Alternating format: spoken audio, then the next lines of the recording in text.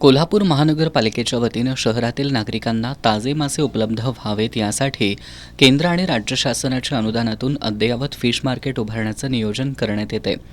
शहरातील जुन्या फिश मार्केटचं नूतनीकरण करण्याबरोबरच शहरातील कोल्ड स्टोरेज, पार्किंग व्यवस्था आदी सुविधांसह नवं मार्केट उभारण्यात येणार आहे.